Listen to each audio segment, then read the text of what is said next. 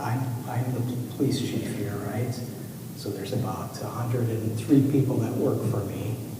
And we have a pretty broad mission. You don't want to know about all the things that we're, but do you think that I'm solely responsible for everything that positive that happens in the community that's associated with the police department? Because that's kind of the picture that we paint of leadership, that I'm sitting in my office all day making all of these decisions. And that's how the police department's either successful or not. And so I would tell you, if that's what we believe leadership is, somebody at the top making all kinds of decisions, then we're really in the wrong place. Because if I'm the guy that's making all the decisions, we're not having a lot of success. We're going to have some, but not a lot. So the message that I'm trying to deliver right here is that we're all leaders. And you have to have leaders at every level. And so that's what I'm going to try to talk to you about. And we'll go through that a little bit. I think that we can all agree, I hope, that God is the ultimate leader and that he calls us to lead others. So he chose to create us as human beings who possess the spirit and capacity to relate to him and follow him, yet he's given us the choice that we don't have to follow him. It's pretty incredible when you really think about it. So I'm going to start out with reading a little bit of the Bible to you. So I'm going to start out with in Genesis in the first chapter. It talks about in the beginning God created the heavens and the earth. So we know that God is the leader. He's the one that created all of this. And then we know that he created us to be leaders too if we go to chapter 26, because then God said, let us make man in our own image, according to our likeness. So he made us in his image. If he's a leader and he made us in his image, he's created us all to be leaders. And then we know further that it says, let them have dominion over the fish of the sea, over the birds of the air, and over the cattle, over all the earth, and over every creeping thing that creeps on the earth. So he's made us the leaders of this earth. And it's in Scripture, and that's how we know that.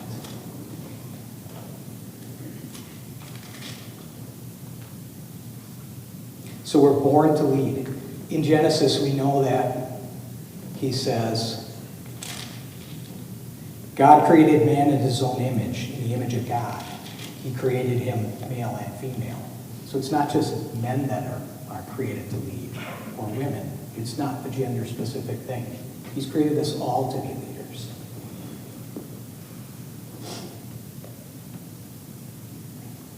We are to rule over the earth, but not over each other. So leadership isn't about rule. It's about a community thing of establishing community goals and working towards those goals. So sometimes our individual goals have to be put aside in favor of team goals or organizational goals or community goals. And most of the time, what we're trying to do is really align our own individual goals to use the gifts that God has given us to be able to further those organizational goals. And so we're created as leaders, and we know that God has given us gifts, and we know that one of those gifts that he's given us is, some of us, I should say, is the gift of leadership. And so we know that in Romans 12:8, where he says one of the gifts is leadership. And so if you study leadership, there's this thing that, are people born leaders, or can they be developed as leaders? And I think the answer that I'm trying to give you is both. Some people have been given a gift, but all of us have the capacity, and we're going to do best when we're leading through our own gifts.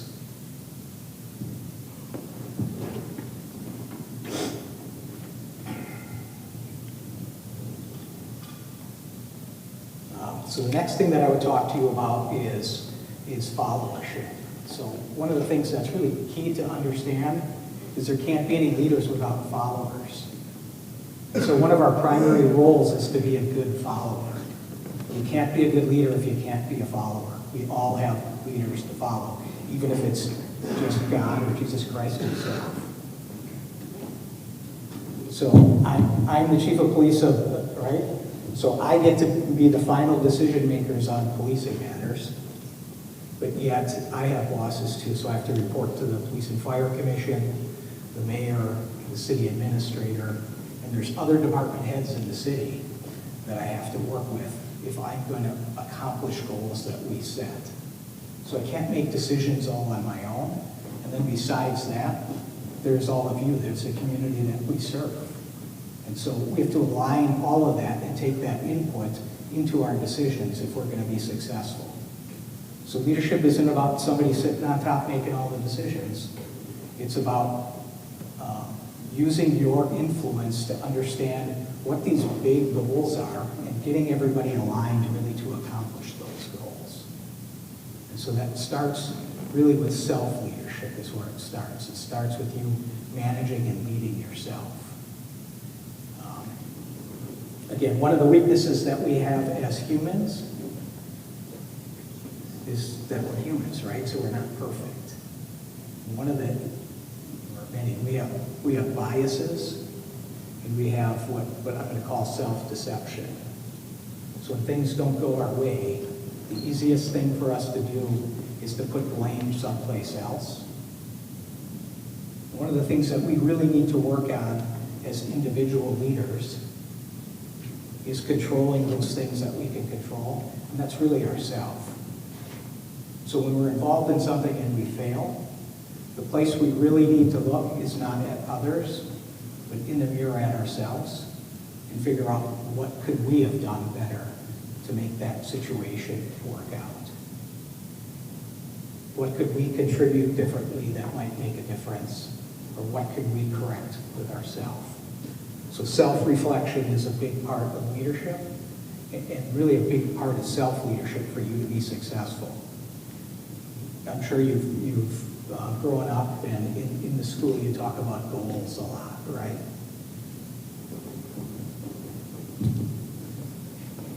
And so we have to set goals, and goals aren't going to be achieved overnight.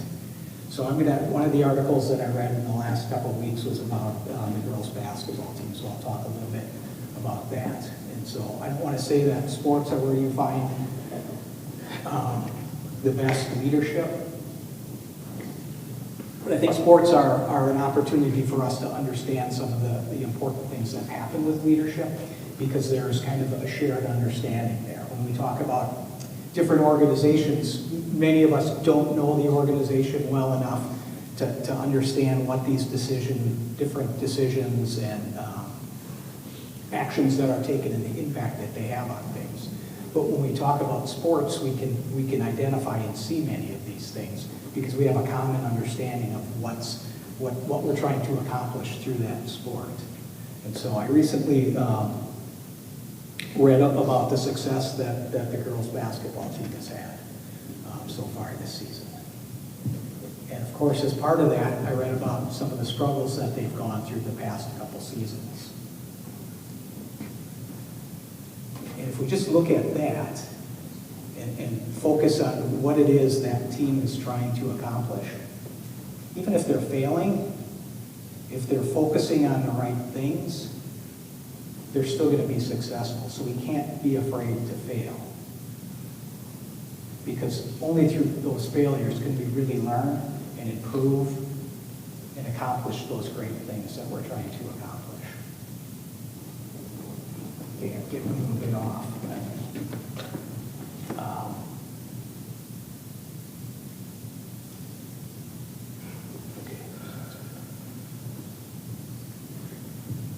So work on yourself first. Self-reflection is important, and self-improvement. If you have no other goal, your goal should be to try to improve yourself a little bit each day.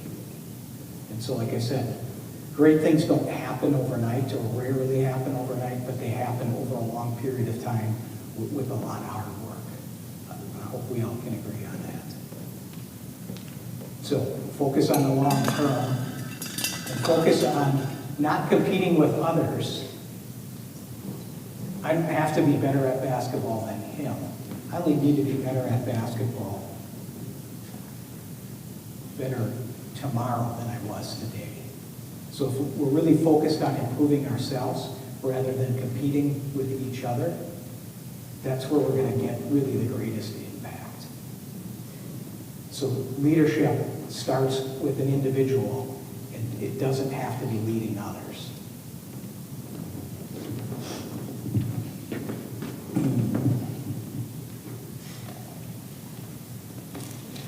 So some of the things that I would tell you is important from that are two things. One is what I talked about, failure. Don't be afraid to fail. Really embrace failure, because only through failure can we improve. But the other one is humility. In order to be good leaders, we have to be humble, because leaders don't know everything. I kind of shared that with you already, told you I don't know everything. I've been doing this work for 30 years, and every day I learn something new. And so if I'm not willing to listen to those that work for me and work with me, I'm going to fail a lot, because I'm not going to continue to learn. So learning is a lifelong experience that we constantly do. And part of that goes along with your ability to be humble and recognize that you still have more to do and more to learn, and not focus on your own accomplishments. For all of you, I'm going to tell you, take some risks. Don't be afraid to try things that make you uncomfortable or you're not sure that you can succeed at. Because if you're not willing to take those risks, you're not going to be able to accomplish things that are out there that are within your reach. You all can accomplish much more than you really can envision that you're capable of doing. And one of our biggest limiters is our own selves. We develop, again, I talked about, we have biases, and we have this active self-deception that we engage in. So we have those beliefs that we can't do something, and we perceive something that really isn't true. And we think that other people don't share those same beliefs, but they do. So some people would feel very comfortable up here talking and doing this. I'm not one of those people. So when your principal emailed me, I went, I don't like doing this. So even in front of all of you, if you don't think that my stomach was turning before I got up here, and that, this is just what I do every day, this is part of my job. It's something I have to do, but it's not something I'm comfortable doing. But we have to put ourselves out there and do things if we're going to be leaders and we're going to accomplish those things that we're capable of, because we can accomplish more than we believe that we can.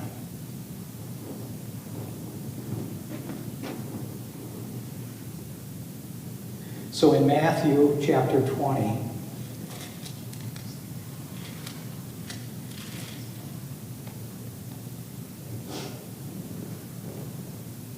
in verses 25 through 28, he says, "But Jesus called them to himself and said, 'You know that the rulers of the Gentiles lord over them, and those who are the greatest exercise authority over them. Yet it shall not be so among you, but whoever desires to become great among you, let him be your servant. And whoever desires to be first among you, let him be your slave. Just as the Son of Man did not come to be served, but to serve, and to give his life a ransom for many.'" So what we learn there is that really the essence of leadership is the service of others. So it's not, again, about somebody on high directing people and telling them what to do. It's about being of service to others. So in my role, it's to be of service for those that work for me and for the citizens. What resources do those people that work for me need in order to be successful? My job is to figure out those things and make sure that they get those things so that they can be successful. So on a team,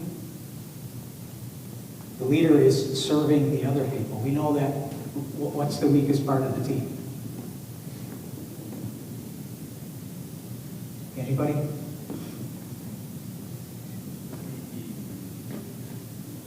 One that doesn't put in the effort.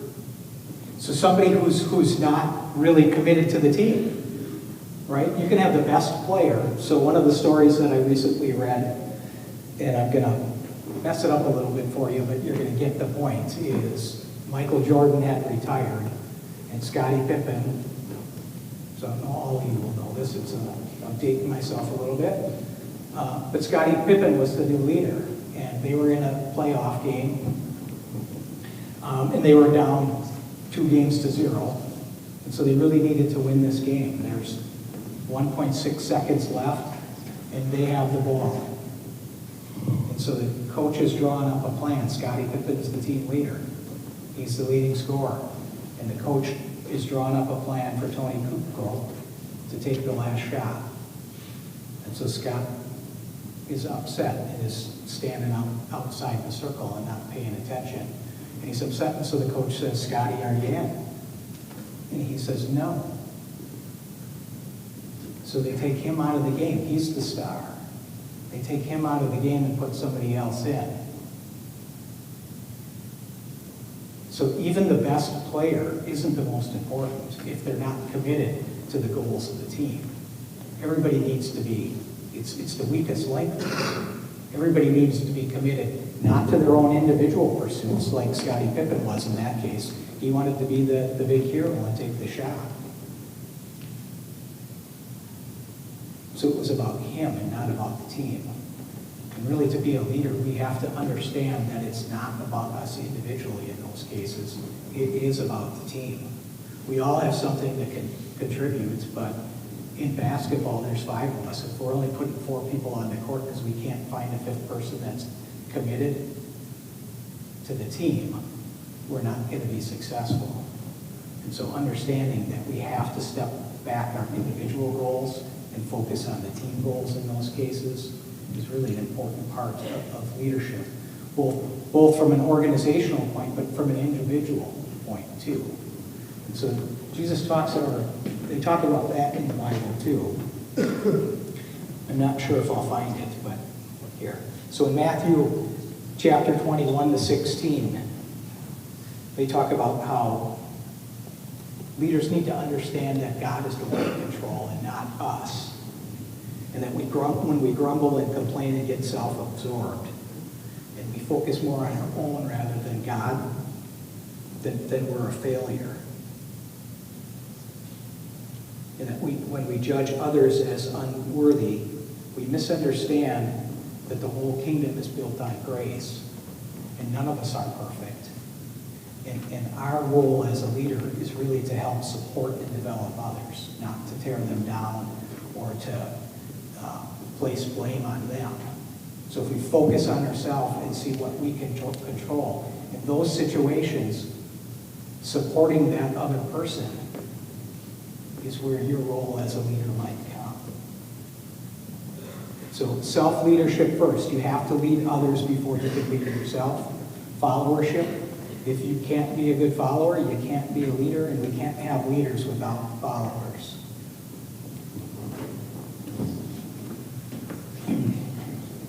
So at its core, leadership is influence. It's getting others to modify their behavior for organizational or team goals. And that could be, so we're talking about different systems. That could be a system as small as a basketball team. It could be a school like this. The school is a big system with different teams and different levels of leadership.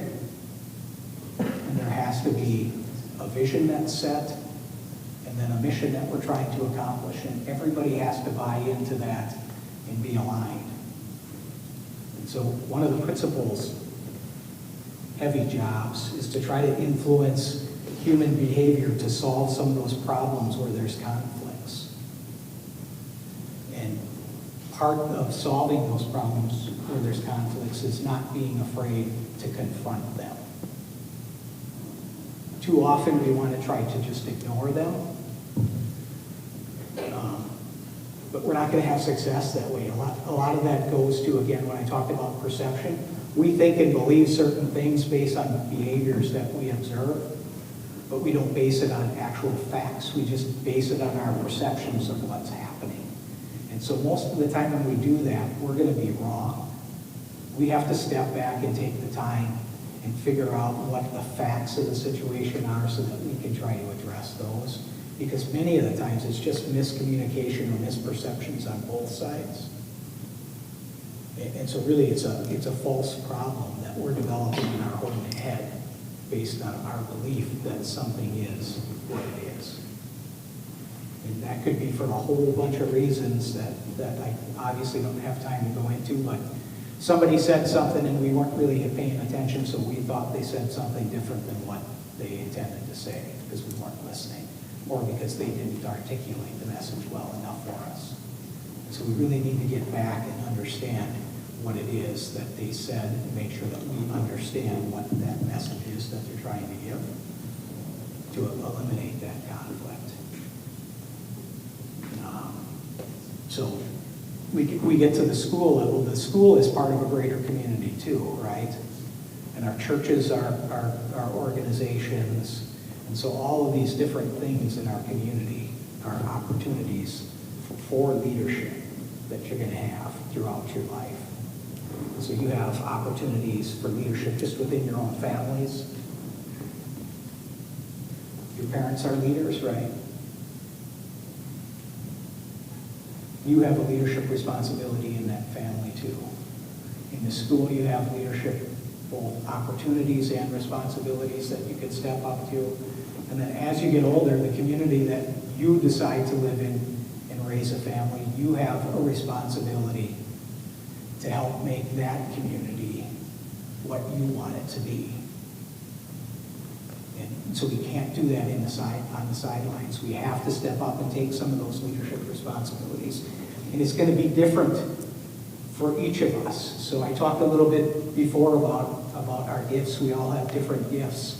And so we're all going to have different opportunities to take advantages of and different roles to play. And so understand that the role that you have in an organization or a team is going to have some connection to the leadership that you're going to be expected to deliver also.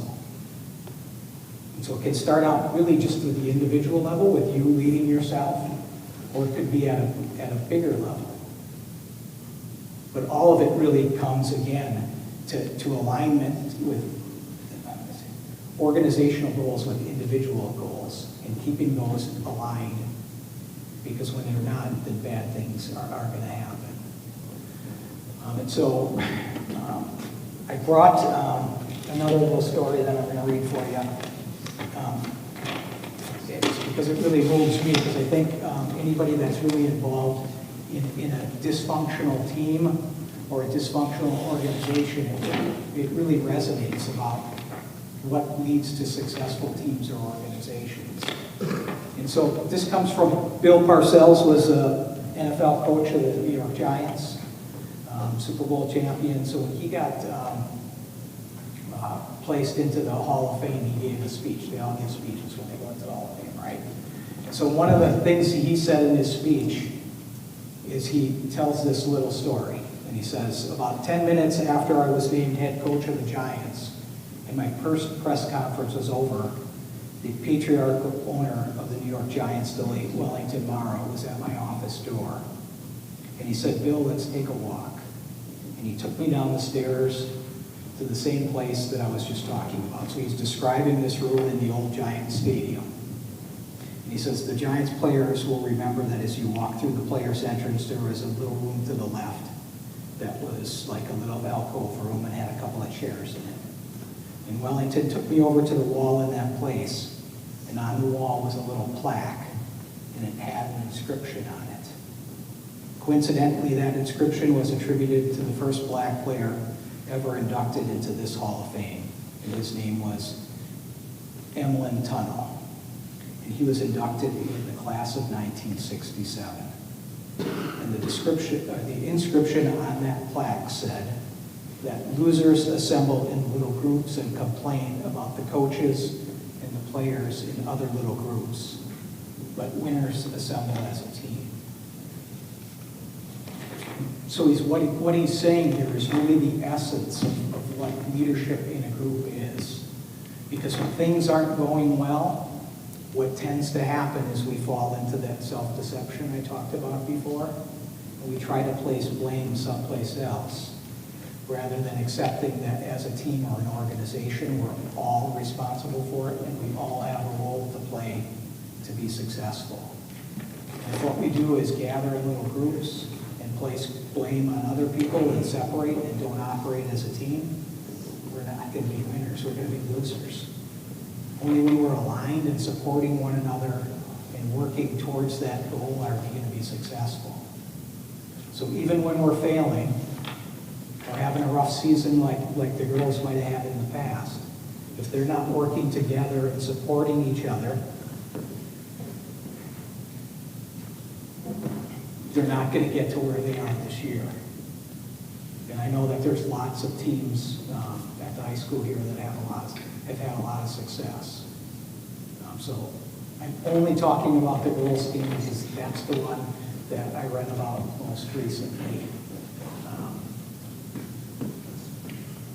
But I think it's really powerful for you to understand that our own inner selves have this bias and this self-deception that we fall into, that it's easier for us to place blame someplace else than to control what we can, which is ourselves.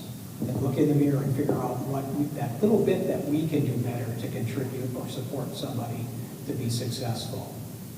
And if you think of nothing else when you think about leadership, understand that that's really the essence of leadership, is it starts with yourself and your ability to accept the way things are going yourself rather than placing blame someplace else.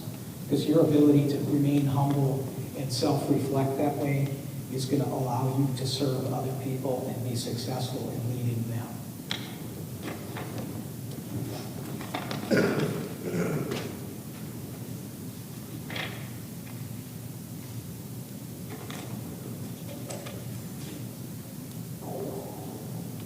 So in the Bible, there's a bunch of other, so this is just one of the greatest, I think, leadership resources that you have. If you really want to learn and study about leadership, the Bible has so much to share.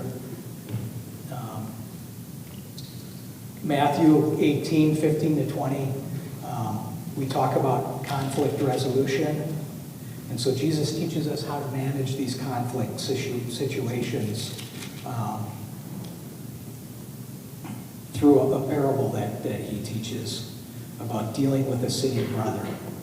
If your brother sins against you, go and tell him his fault between you and him alone. If he hears you, you will have gained your brother. But if he will not hear you, take with you one or two more, that by the mouth of 2 or 3 witnesses every word may be established. And if he refuses to hear them, tell it to the church. But if he refuses even to hear the church, let him be to you like a heathen and a tax collector. And so he's telling us when we have these problems, how to go and resolve them. Don't ignore it. Go to your friend or your neighbor and talk to them in private and discuss the situation, whatever it is, and try to resolve it there. If it doesn't work there, get some support and try to work on it in a small group. If that doesn't work, you might need to go to a bigger group. But don't ignore those conflicts. Conflict is healthy. It lets us work through the issues that develop and get to a good place where we can focus on those organizational goals. If we refuse to do that, again, we're not going to succeed because we're going to let those small conflicts really tear the team or the organization apart and prevent us from working towards the goals that we're trying to achieve.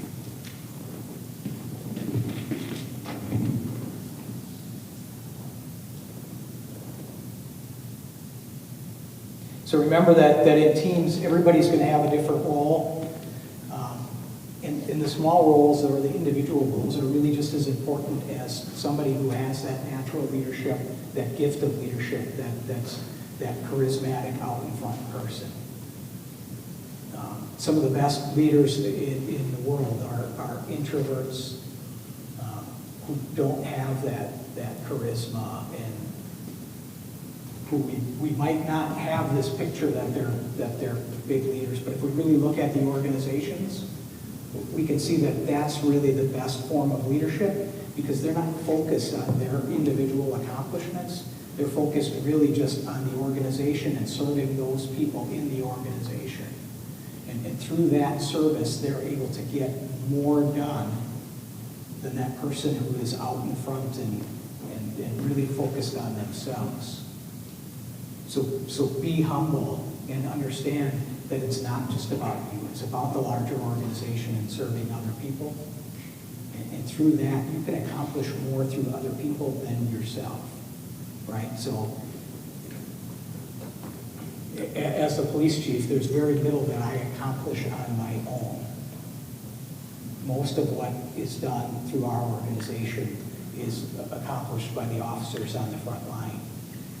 And so really, again, my job is to focus on getting them the resources and the motivation that they need to accomplish the goals that we're trying to accomplish. And if I'm focused on myself and getting credit for myself, we're not going to be accomplishing anything, because they're not going to be given the leadership, the support, and the resources that they need to be successful.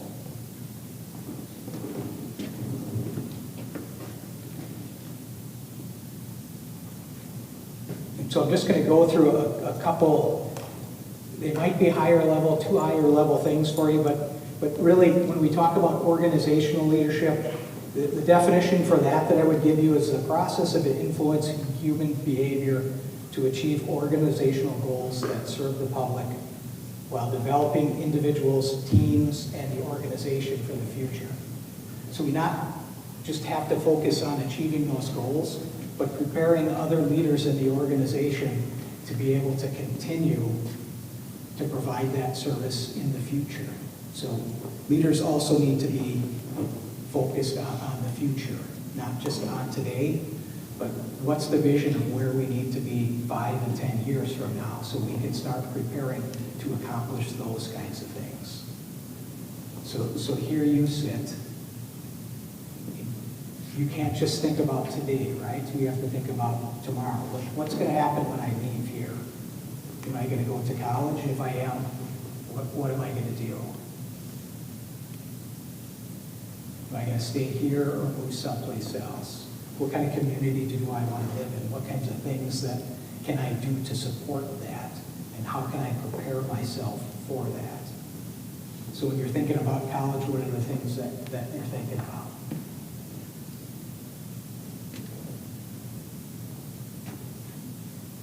Hopefully someplace that you're going to fit in, right? Someplace that you're going to feel comfortable, so that you can focus on those things that you need to focus on to be successful. Someplace that's going to challenge you, and someplace that's going to give you either the knowledge or the skills that you need to succeed in whatever it is that you want to do when you leave here.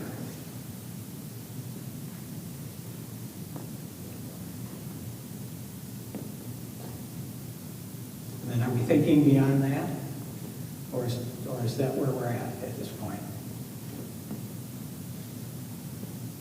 So how many people are thinking about college or after they graduate from here? And how many of you think at all about what's going to look like when you're done with that? The next step after that? Okay, great. So don't limit yourself. Remember that what you do today is preparing you for tomorrow, so you have to try to develop some vision of what you think that's going to look like. What would success 5 and 10 years from now look like? Because without you thinking that far ahead, you can't take the steps that you need to take now. Those little steps, that self-improvement all the way along the way, that's going to help you get there. And then don't only think about yourself, but think about your friends and your classmates and figure out how you can support them and serve them so that they make the best decisions and so that they're prepared to take on the things that they're going to take on. And understand that their success is part of your success too. If we want to build that community that we feel comfortable and that supports us and that provides a good place for us to raise our families and live, then we have a responsibility to make sure that we're helping to build that community where we support and help each other succeed. So that, I think, is part of that leadership piece that we're talking about, that we really all have a role to play in that. And, you know, I think some of you are really involved in a lot of things now through the school and maybe even outside the school that you do some of those things. Some of you maybe not yet, but there's all kinds of leadership opportunities that we have and that you need to prepare yourself for. And again, take some risk and don't be afraid to step into one of those positions. It's okay if you fail at it. Because by continuing to work at it, you'll be successful, and all of us will be rewarded for that in the long run. If we're afraid to take those risks and step into those positions, then we all as a community are going to suffer from that. You know, one of the issues that I think we have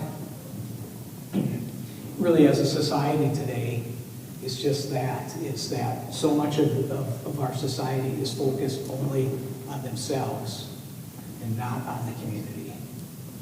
And we lose some of those connections that we have in the community. And so hopefully through your faith and through your churches, you understand that God has created us all to accept that leadership position and those leadership positions that are out there and to serve one another so that we can create that kind of community that needs to be created. And so when I would talk about, really again, we could go back a little bit and talk about the police department. I think one of the big things that I had to do when I came to the city 12 years ago was to get everybody to understand within my organization that the police department wasn't going to accomplish much by itself. That without the community supported involvement, we were going to fail.